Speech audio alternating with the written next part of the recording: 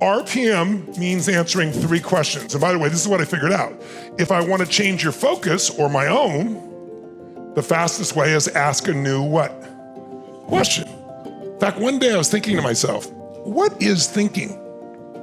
Like, what is thinking? What is the process of thinking? What is it really? I said, okay, well, right now I'm thinking, and I'm saying, what is thinking? And that's a question.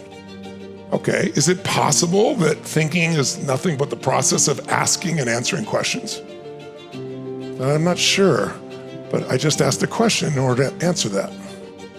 And I did this for about 20 minutes with myself where I realized the whole damn thing was asking and answering questions.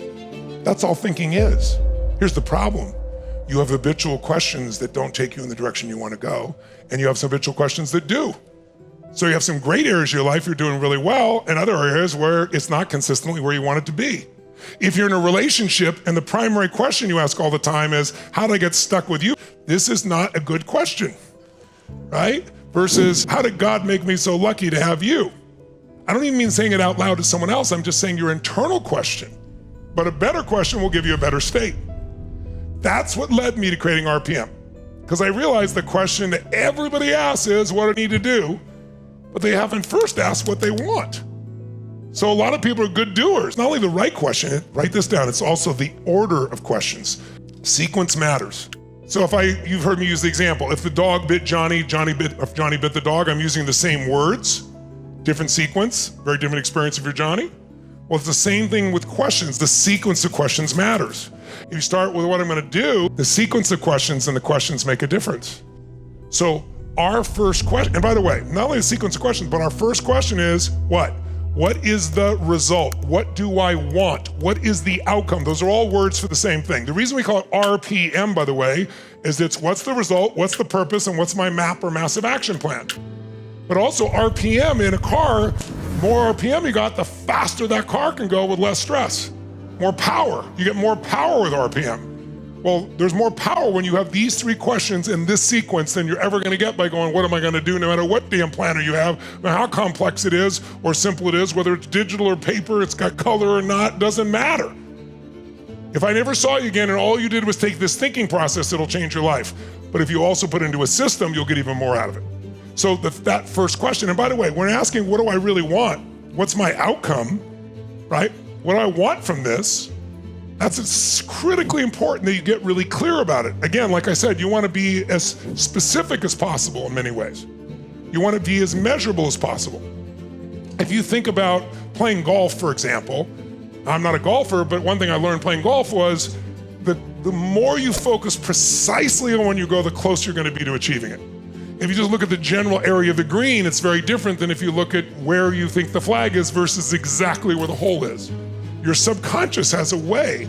Our brains, you've heard me talk about this before, have this thing called the reticular activating system, the RAS. That part of your brain determines what you notice. Well, when you're totally focused on something, it's something you really want. Want, that's the key word, desire, not have to, get to, want, desire. This is my outcome, not somebody else's outcome.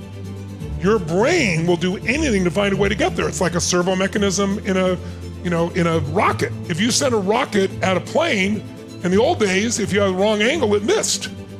But now they have a servo mechanism like your brain, and when the target moves, what happens? The rocket moves and follows it.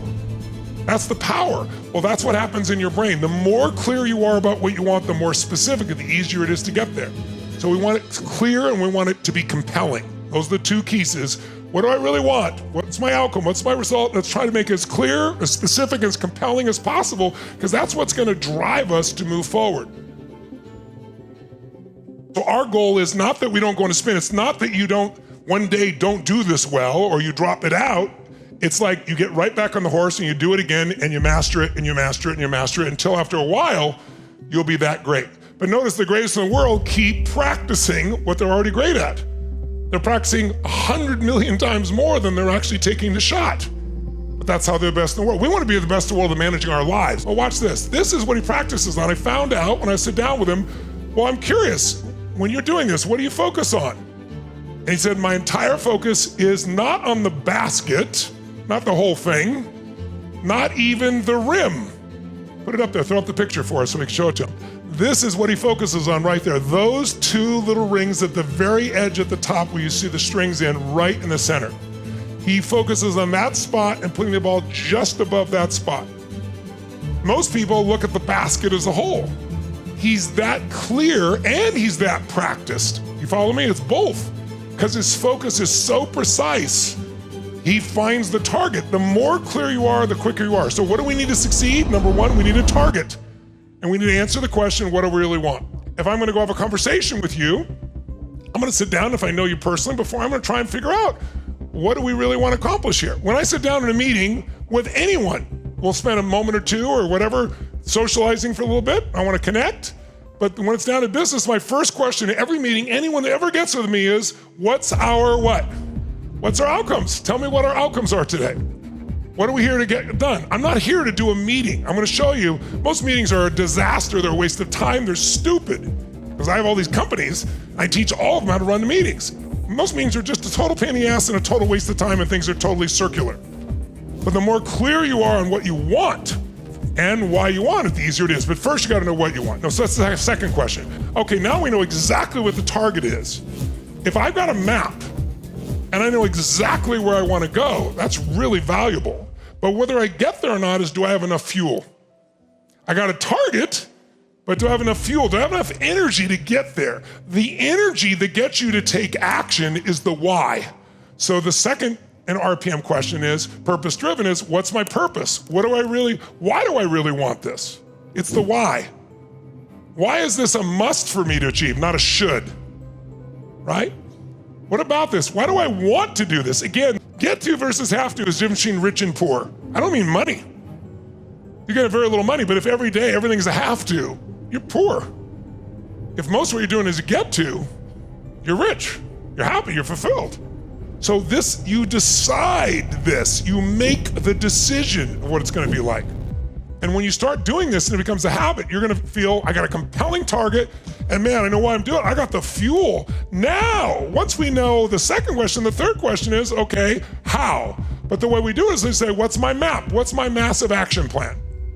Why? Because I have a presupposition jotted down. Massive action is the cure-all.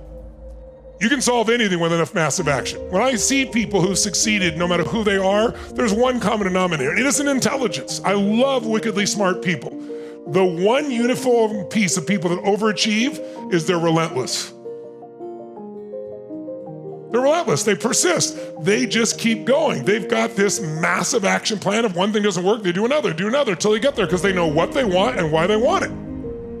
Here's the problem. If you ask this question first, which is really the how question, and you've never done something before, the minute you go like, oh, how do I lose 50 pounds? You've never done it before. How do I make the $10 million in this business? I've never even made $1 million. How do I?